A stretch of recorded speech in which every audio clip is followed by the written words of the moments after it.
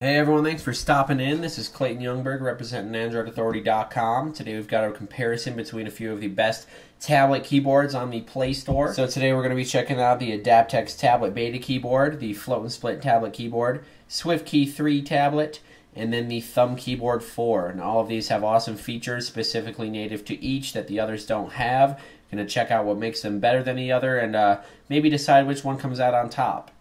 So let's check out the Adaptxt tablet beta. As you can see here, we have an awesome split layout where we can use our thumbs for each side. We've got our text prediction up here on the top.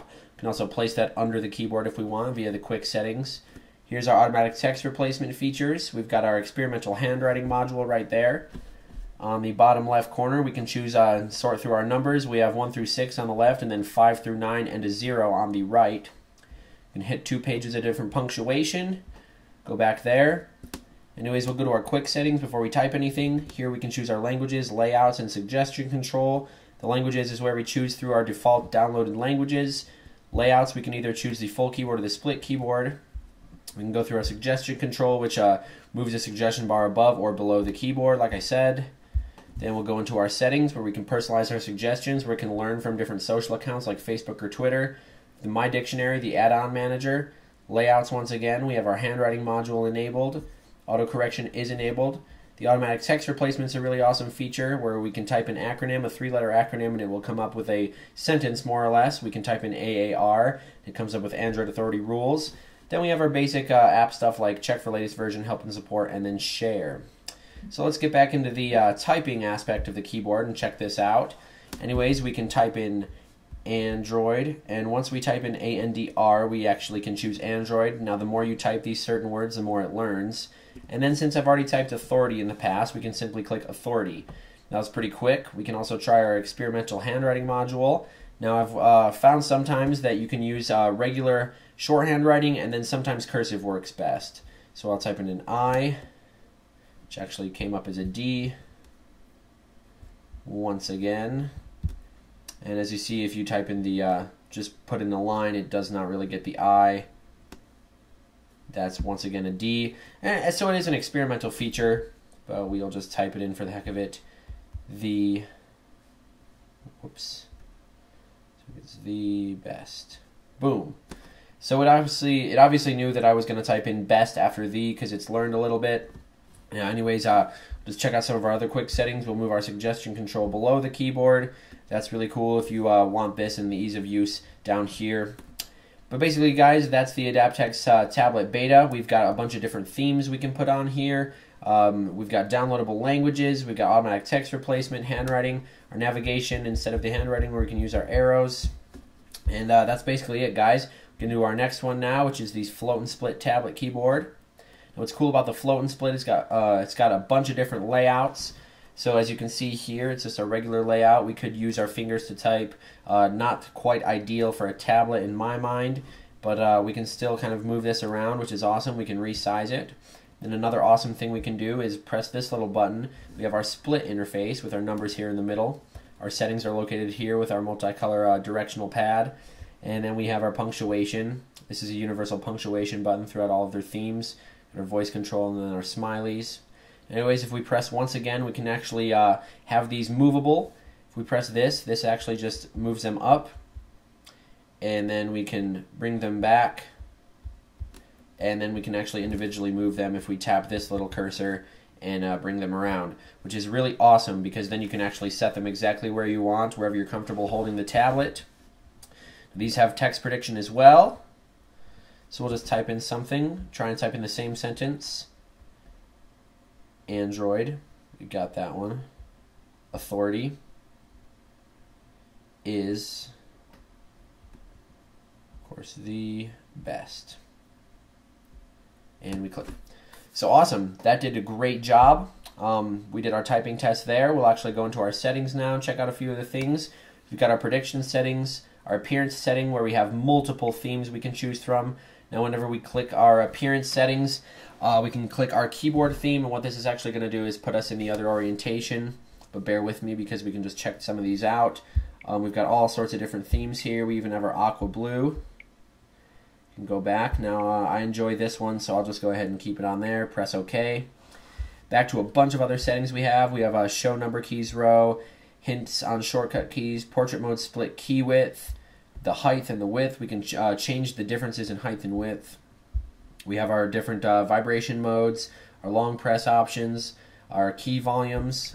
Under the Fun Factory, we have our keyboard theme once again. We have our font selection, our capitalization mode. We can choose our character size, our font size, choose our font color, our background color, our key color, the action key color. This is a lot of customization involved in the FloatNSplit tablet keyboard. As we go to our prediction and completion, we have all of our different autocorrect, autocomplete, auto capitalization, double space, insert period, just like a lot of different keyboards. Once again, on our languages, this also has just as many as the Adaptxt, but it fails to have the industry specific. But there are plenty of languages. So anyways, that's a really awesome keyboard if you're looking for the most customization you can get. Move on to our next one now. So our next one will be the Swiftkey 3 tablet. Now, along with the Adaptxt tablet beta, Swiftkey has done a major improvement with the Swiftkey 3, including user interface as well as some more functional features.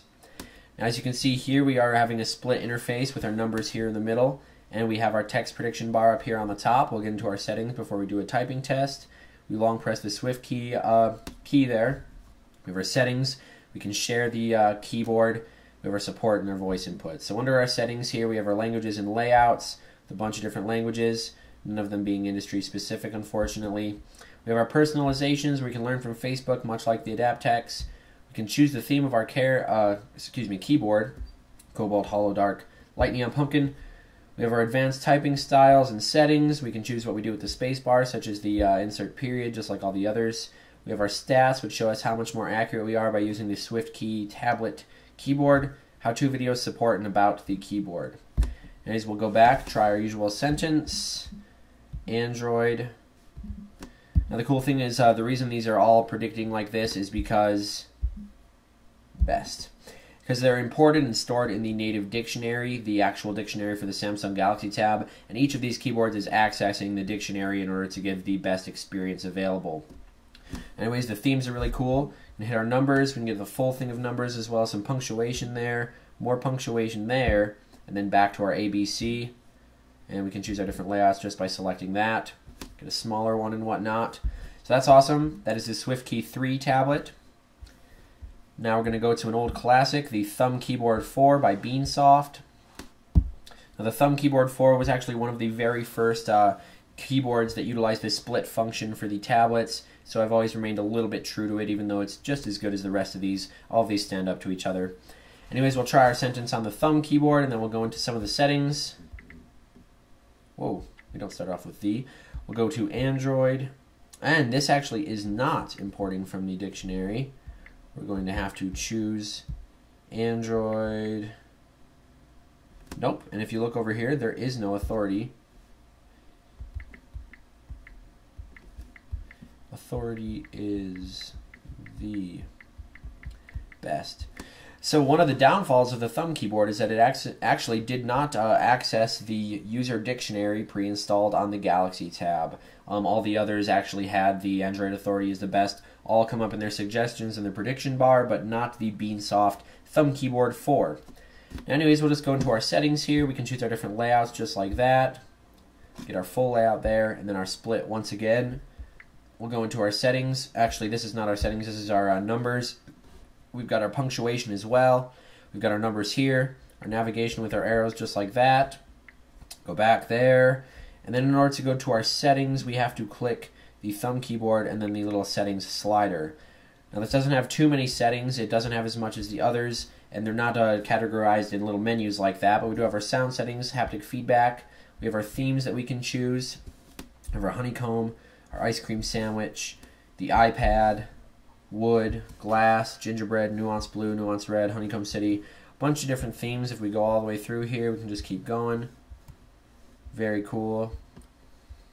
Anyways, we'll go back. We have our background. We can choose a custom background, custom colors, font size, keyboard dimensions, colored key blocks.